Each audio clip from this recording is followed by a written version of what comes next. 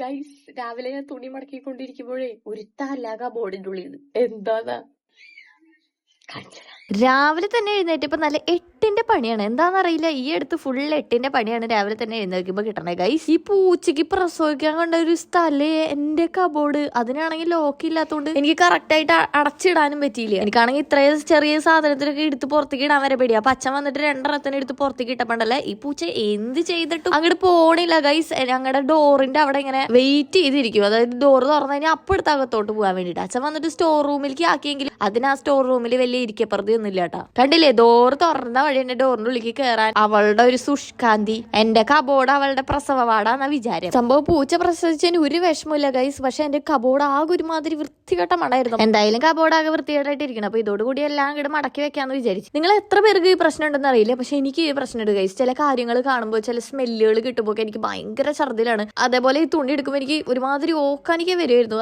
ഇത് ആക്ടിങ് ഒന്നല്ലാട്ട് അറിയണവർക്ക് അറിയാതിന്റെ ബുദ്ധിമുട്ട് എന്തിട്ടാണ്. അപ്പൊ അതുകൊണ്ട് ഞാൻ ഈ വ്ളോഗ് ഇന്നത്തേക്ക് അവസാനിപ്പിക്കണം. അല്ലെങ്കിൽ ഞാൻ ഈ വ്ളോഗ് വാള് വെച്ച് കൊളാക്കും. അപ്പൊ ഓക്കെ, ബൈ ബൈ.